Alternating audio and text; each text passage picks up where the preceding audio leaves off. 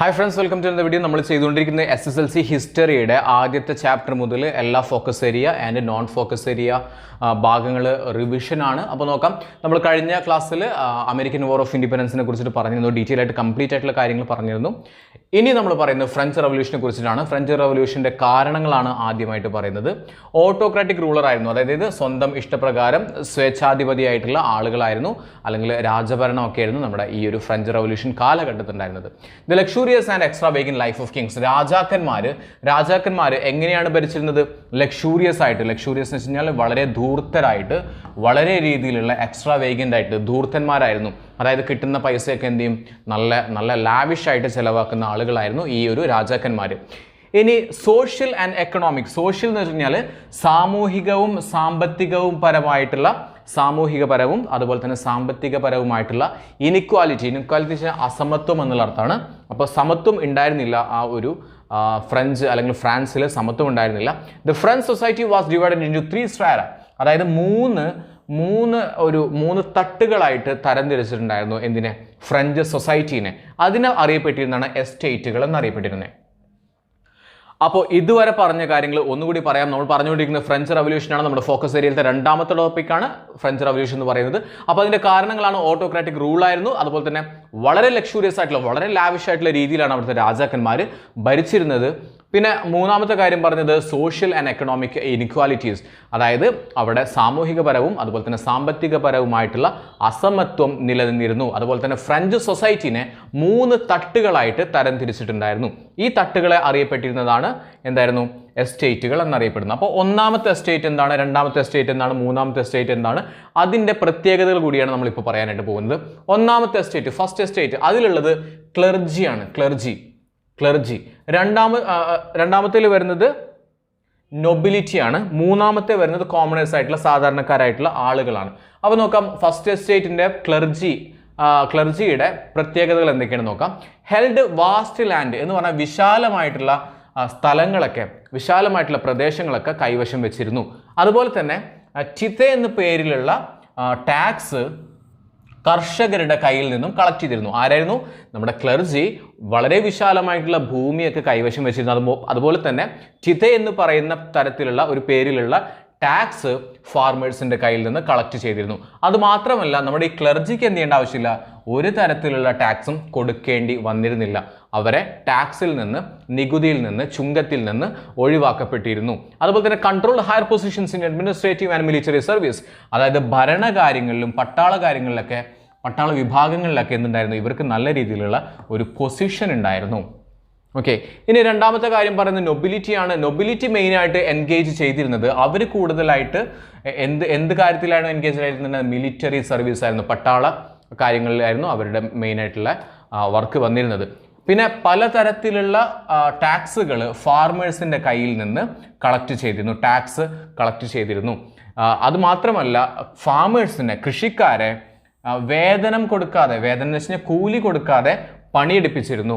പിന്നെ ഇവർക്കും എന്ത് ചെയ്യേണ്ട ആവശ്യമില്ല, ടാക്സുകൾ കൊടുക്കേണ്ട ആവശ്യം ഉണ്ടായിരുന്നില്ല. ഇവർ ടാക്സിൽ നിന്ന്, ചുങ്കത്തിൽ നിന്നൊക്കെ ഒഴിവാക്കപ്പെട്ടിരുന്നു. അവരും ലക്ഷൂറിയസ് ആയിട്ടുള്ള ലൈഫാണ് നയിച്ചിരുന്നത്. ലക്ഷൂറിയസ് ലൈഫ്, വളരെ ലാവിഷ് ആയിട്ടുള്ള ഒരു ലൈഫാണ് ഇവരും നയിച്ചിരുന്നത്. ഇവരും നേരത്തെ പറഞ്ഞ പോലെ തന്നെ ഹെൽഡ് വാസ്റ്റ് ലാൻഡ്, വിശാലമായിട്ടുള്ള ഭൂമി പ്രദേശങ്ങൾ കൈവശം വെച്ചിരുന്നു. അപ്പോൾ നോക്കിയേ, ഇവിടെ രണ്ടിൻ്റെ പ്രത്യേകത ഹെൽഡ് വാസ്റ്റ് ലാൻഡ്, ഇവിടെയും എന്തുതന്നെയാണ്? Held vast ലാൻഡാണ്. ഇവർ ലക്ഷൂറിയസ് ആയിട്ടുള്ള ലൈഫാണ് നയിച്ചിരുന്നത്, ഇവരും എന്താണ്?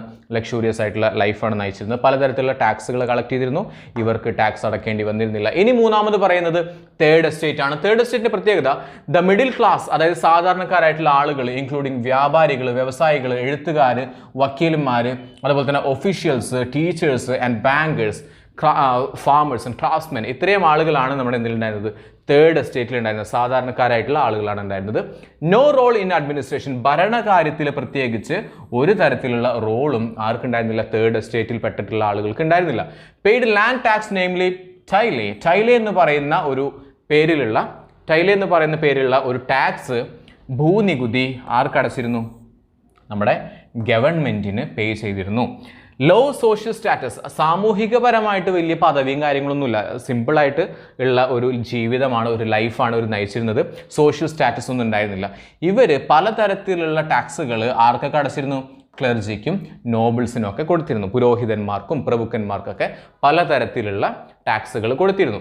ഇനി നമ്മൾ പറയുന്നു ഐഡിയോളജീസ് ഓഫ് ദി തിങ്കേഴ്സ് ആണ്. നമ്മൾ കഴിഞ്ഞ ഭാഗത്ത് അമേരിക്കൻ വാർ ഓഫ് ഇൻഡിപെൻഡൻസ് പഠിക്കുന്ന സമയത്ത് നമ്മൾ പറഞ്ഞു ചില ആളുകളുടെ പേരുകളൊക്കെ പറഞ്ഞു, ജോൺ ലോക്ക്, തോമസ് പെയിൻ എന്നൊക്കെ പറഞ്ഞിട്ട്, പിന്നെ ജെയിംസ് ഓഡിസ് എന്നൊക്കെ പറഞ്ഞിട്ട്, ഓക്കെ, പിന്നെ ജെയിംസ് മാഡിസൺ, ഓക്കെ, ഇവരുടെ പേരുകളൊക്കെ നമ്മൾ പറഞ്ഞിരുന്നു.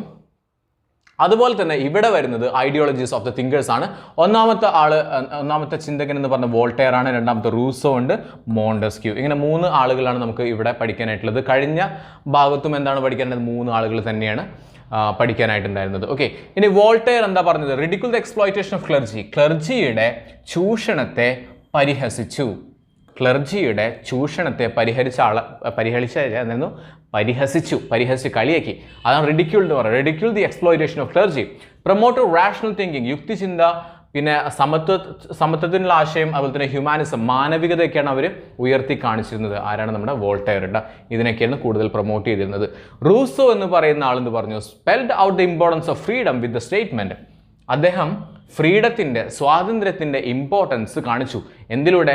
ഒരു സ്റ്റേറ്റ്മെൻറ്റിലൂടെ. മാൻ ഈസ് ബോൺ ഫ്രീ, മനുഷ്യന്മാർ ജനിക്കുന്നത് വളരെ ഫ്രീ ആയിട്ടാണ്. പക്ഷേ എല്ലായിടങ്ങളിലും എല്ലാ സ്ഥലങ്ങളിലും അവൻ എവിടെയാണ്? ചങ്ങലകളിലാണ് എന്നാണ് അദ്ദേഹം പറഞ്ഞിട്ടുള്ളത്, റൂസോ പറഞ്ഞിട്ടുള്ളത്.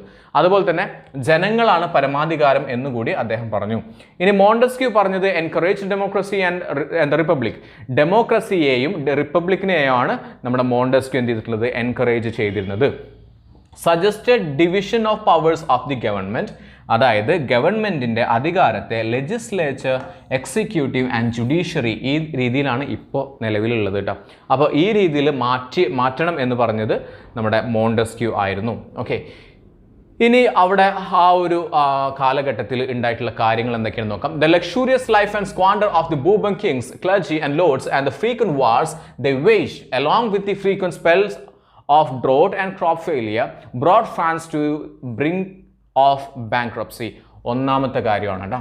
ഒന്നാമത്തെ കാര്യം എന്തായിരുന്നു? ലക്ഷൂറിയസ് ലൈഫാണ് നമ്മൾ നയിച്ചിരുന്നെന്ന് പറഞ്ഞില്ല. ആരാണ്?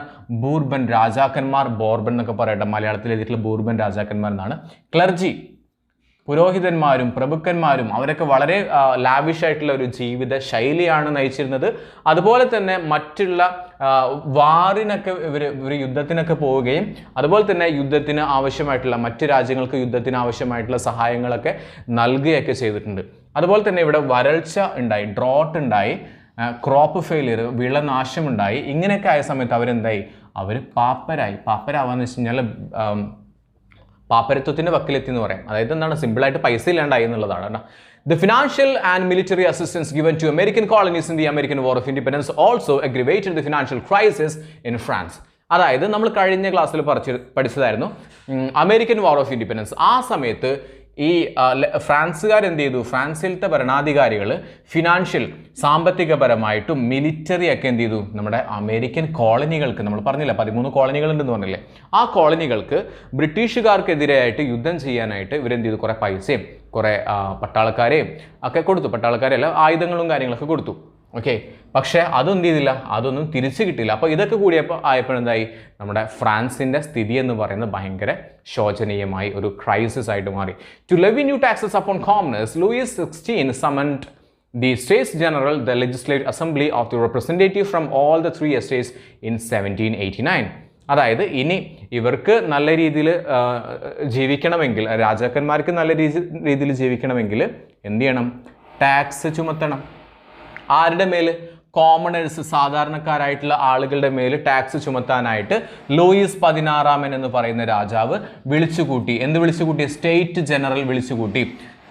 The legislative assembly of the representative from all the 3 estates in 1789. 1789 എല്ലാ ആളുകളെയും വിളിച്ചുകൂട്ടി, അല്ലെങ്കിൽ 3 എസ്റ്റേറ്റുകളിലും എന്താണ്? റെപ്രസെൻറ്റേറ്റീവുകളെ വിളിച്ചുകൂട്ടി. പിന്നീട് പറയുന്നത് similar to the French society. നമ്മൾ പറഞ്ഞു ഫ്രഞ്ച് സമൂഹത്തെ 3ആയിട്ട് തരംതിരിച്ചിട്ടുണ്ടെന്നല്ല പറഞ്ഞു. ഫ്രഞ്ച് സമൂഹത്തെ 3ആയിട്ട് തരംതിരിച്ചിട്ടുള്ളത് പോലെ തന്നെ similar to the French society, the state the states ജനറലിനും എന്തുണ്ടായിരുന്നു? 3 എസ്റ്റേറ്റുകൾ ഉണ്ടായിരുന്നു. ട്രഡീഷണലി പാരമ്പര്യപരമായിട്ട് സാധാരണഗതിയിൽ each state would vote as a group and had 1 vote. അതായത് സാധാരണഗതിയിൽ ഓരോ സ്റ്റേറ്റും ഗ്രൂപ്പായിട്ട് ആണ് വോട്ട് ചെയ്യാറ്. അതായത് ഒരൊറ്റ വോട്ട്, അതായത് ഒരു എസ്റ്റേറ്റിന് ഒരു വോട്ട് എന്നുള്ള രീതിയിലായിരുന്നു ചെയ്തിരുന്നത്. ഒരു എസ്റ്റേറ്റിന് ഒരു വോട്ട് മാത്രമാണ് ചെയ്തിരുന്നത്. പക്ഷേ അപ്പോൾ അതിൻ്റെ ഫലമായിട്ട് എന്തുണ്ടാവുന്നത്? ആസ് എ റിസൾട്ട് അതിൻ്റെ ഫലമായിട്ട് നൊബിലിറ്റിയും ക്ലർജിയുമാണ് എവിടെ ഉണ്ടായിരുന്നത്? ഭരണകാര്യത്തിൽ ഉണ്ടായിരുന്നത്. എപ്പോഴും മേലെ നിൽക്കുന്ന ആളുകൾ ഇവർ രണ്ടുപേരും ആയിരുന്നു.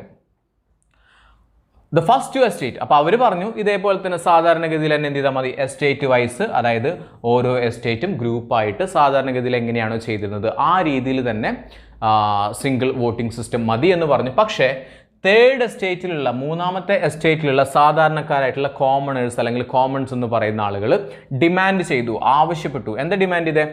ഇൻഡിവിജ്വൽ വോട്ട്, ഓരോരുത്തർക്കും ഓരോ വോട്ട് വേണമെന്ന് പറഞ്ഞു. സാധാരണ എങ്ങനെയായിരുന്നു?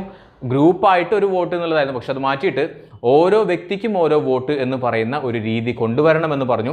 അങ്ങനെ ഇവർ തമ്മിൽ തർക്കമായി, ഇവർ തമ്മിൽ ഒരു ആർഗ്യുമെൻ്റ് ആയി. അങ്ങനെ ഈ ഒരു ആർഗ്യുമെൻ്റ് നടന്നുകൊണ്ടിരിക്കുന്ന സമയത്ത്, ഈ ഒരു തർക്കം നടന്നുകൊണ്ടിരിക്കുന്നതിനിടയിൽ the members of the third estate, സാധാരണക്കാരായിട്ടുള്ള തേർഡ് എസ്റ്റേറ്റിലത്തെ അല്ലെങ്കിൽ കോമണേഴ്സ് അവരെന്ത് ചെയ്തു?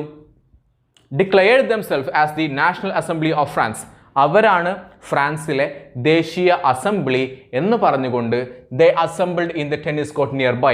അവർ അടുത്തുള്ള ഒരു ടെന്നീസ് കോർട്ടിൽ ഒത്തുചേർന്നു. എന്നിട്ട് അവരൊരു ശപഥം ചെയ്തു, ഒരു പ്രതിജ്ഞ ചെയ്തു. എന്താണ്? until they had formed a constitution of France. എന്താണ്? നോട്ട് ടു ലീവ്, അതായത് ഒരിക്കലും എന്ത് ചെയ്യില്ല, അവിടുന്ന് ലീവ് ചെയ്യില്ല. Not to leave until they had framed a constitution of France. ഫ്രാൻസിന് വേണ്ടിയിട്ട് ഒരു ഭരണഘടന തയ്യാറാക്കുന്നത് വരെ ഞങ്ങൾ ഈ ഒരു ടെന്നീസ് കോർട്ടിൽ നിന്നും ലീവ് ചെയ്യില്ല എന്നുള്ള രീതിയിലുള്ള ഒരു ശപഥമെടുത്തു, അല്ലെങ്കിൽ ഒരു പ്രതിജ്ഞ ചെയ്തു. ഇതിനെ പറയുന്നതാണ് ടെന്നീസ് കോർട്ട് ഓത്ത് എന്ന് പറയുന്നത്. This event is known as the tennis court oath. Okay, ഇനി ജൂലൈ 1789 റവല്യൂഷണറീസ്, വിപ്ലവകാരികൾ stormed with the slogan liberty, equality and fraternity. അവർ 3 കാര്യങ്ങളാണ് മെയിനായിട്ട് വിളിച്ചു പറഞ്ഞിരുന്നത്. ലിബർട്ടി, സ്വാതന്ത്ര്യം, സമത്വം, അതുപോലെ തന്നെ സാഹോദര്യം. ഈ 3 കാര്യങ്ങൾ വിളിച്ചോതിക്കൊണ്ട് demolish the Bastille prison. Bastille എന്ന് പറയുന്ന ഒരു ജയിലുണ്ടായിരുന്നു. ഈ ജയിലെന്ന് പറയുന്നത് ബൂർബൻ രാജാക്കന്മാരുടെ ഒരു വലിയൊരു അസറ്റായിട്ട്, അല്ലെങ്കിൽ അവരുടെ ഒരു രാജവാഴ്ചയുടെ ഒക്കെ ഒരു സിമ്പിളായിട്ട് കൊണ്ടു നടന്നിരുന്ന ഒരു ജയിലായിരുന്നു ഈ ബാസ്റ്റൈൽ പ്രിസൺ എന്ന് പറയുന്ന ജയിൽ. അപ്പോൾ അത് അടിച്ചു തകർത്തു. Okay, this event is considered as the commencement of the French revolution. ഇതിനെയാണെന്ന് പറയുന്നത് ഫ്രഞ്ച് റവല്യൂഷന്റെ കമൻസ്മെന്റ് ആയിട്ട്, ആരംഭമായിട്ട് കണക്കാക്കുന്നത്. ഇനി 12-ാം തീയതി ഓഗസ്റ്റ് 1789 ദ നാഷണൽ അസംബ്ലി എന്ത് ചെയ്തു? പാസ്സാക്കി. എന്താ പാസ്സാക്കിയത്? The declaration of the rights of man and of the citizen. Okay, അതായത് പൗരന്മാരുടെ അവകാശങ്ങളൊക്കെ കുറിച്ച് പറഞ്ഞുകൊണ്ട് ഒരു നിയമം പാസ്സാക്കി. ഒക്ടോബറിൽ 1789 ആയിരക്കണക്കിന് സ്ത്രീകൾ എന്ത് ചെയ്തു? പാരീസിൽ നിന്ന് വേഴ്സൈലിസ് കൊട്ടാരത്തിലേക്ക് ഒരു പ്രകടനം അല്ലെങ്കിൽ ഒരു മാർച്ച് നടത്തി. ഓക്കെ, എന്തായിരുന്നു? ഒക്ടോബർ 1789 കേട്ടോ. Okay, thousands of women marched from Paris to the palace of Versailles with the slogan give us bread. അവരെന്താ പറഞ്ഞേ? ഞങ്ങൾക്ക് ഭക്ഷണം തരൂ എന്ന് പറഞ്ഞുകൊണ്ട് അവർ സമരത്തിൽ പങ്കെടുത്തു, അല്ലെങ്കിൽ ഒരു മാർച്ച് ചെയ്തു.